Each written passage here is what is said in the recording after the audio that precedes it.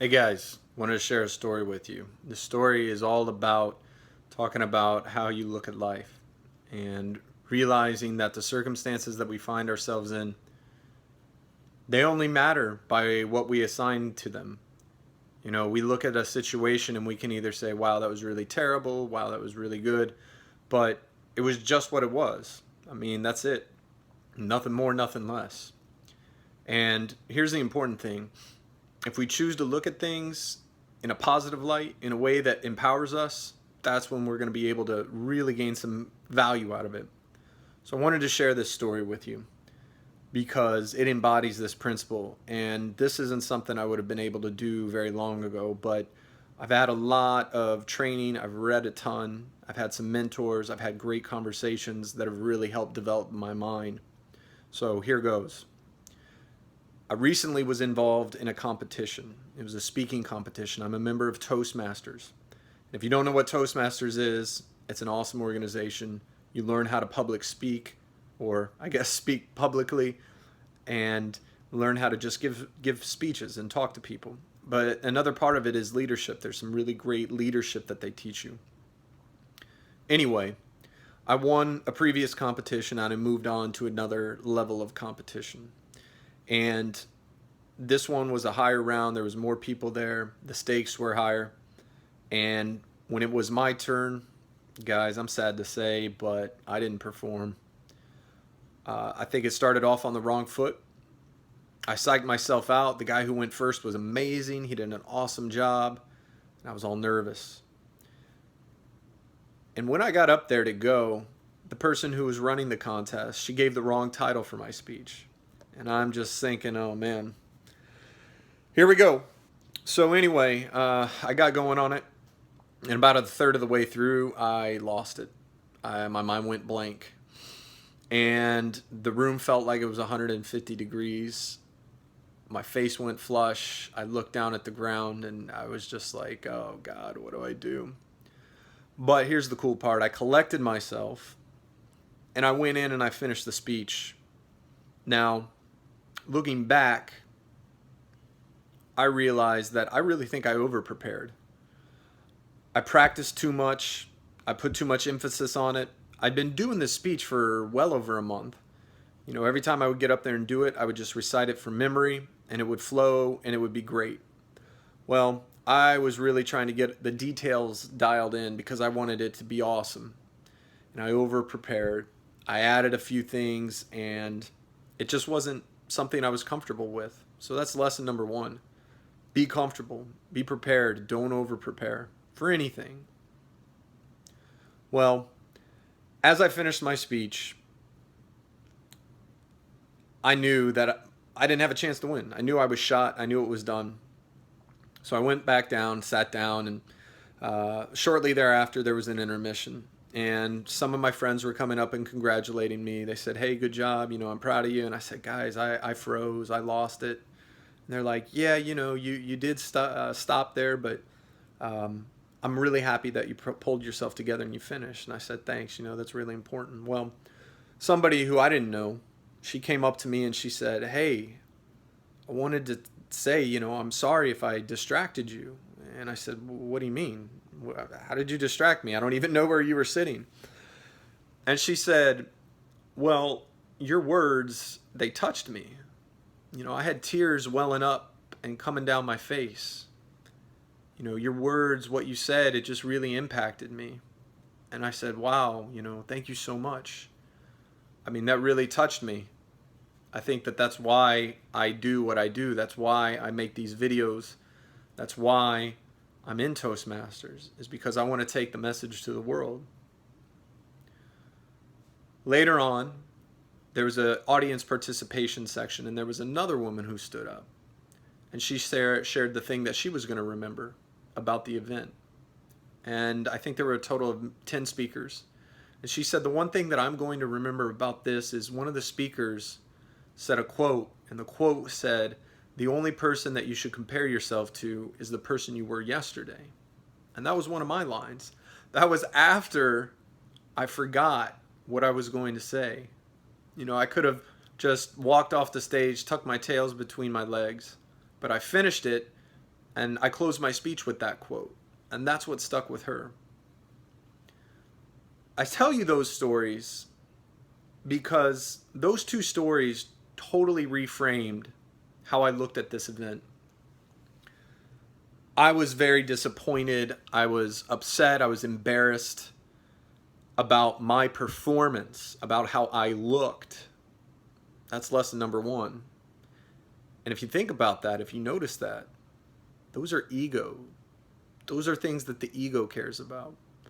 The ego is trying to make you look good. The ego is trying to protect itself from looking bad, from failure, all those things. The ego doesn't do us any good. But when I heard those two stories from those ladies, I decided, you know what? Screw looking at this as a bad situation. Screw looking at this like I messed up, like I, really dropped the ball on this. I'm going to look at this like I did something that was amazing. I brought somebody to tears, and I touched somebody's life by the only thing that they're going to remember. The number one thing they're going to remember is a quote that I gave. And the content of my speech was all about people don't believe in themselves. They don't. I call my speech the greatest myth. And it's a myth that people say I'm not good enough, I'm not worthy, I don't matter. And a lot of that is ego. I didn't really set out to be talking about ego, but really that's what it is. And when I realized that my words changed somebody's life, that it brought them to tears, that they remembered my quote, that's what it's all about. That is what it's all about. Now, that was 2 people out of maybe 75 to 100 people in the room. I don't know if I touched anybody else's life. I really don't. Nobody came up to me. Some people said, hey, good job, you did well. And I'm thinking, oh, I didn't do so well. But you know what? No matter how it looked, no matter how I did, it was all worth it. It was all worth it. That's why I get up on those stages. That's why I make these videos, because I want to impact people's lives. I want to teach what I know. I want to show people that they have a choice. You got to be aware. Once you become aware, you can make a different decision. You can select a different outcome. That's what's important, and that's the message I want to share with everyone. As you go about your day, as you look at the situations that come up, it's so critical how you choose to respond to them, how you choose to interpret them. Are you going to interpret them as something negative, something to beat yourself up about, something about how you're no good, how you don't measure up? Or are you going to reframe that? Are you going to reframe that so that it serves you? Are you going to find the positive situation that's going to encourage you to keep persevering? Whether it's a job, whether it's a class you're taking, whether it's troubles in your relationship. If you look for something to keep you moving, to keep you motivated, to look for that silver lining, that's how you get moving. Feeling sorry for yourself, talking negatively about yourself, saying you did poorly, none of that is going to make you happier. None of that's going to move you to do better. It's just going to make you paralyzed. Fear. Self-worth. Man, forget all that. Forget all that crap. That's just a lie.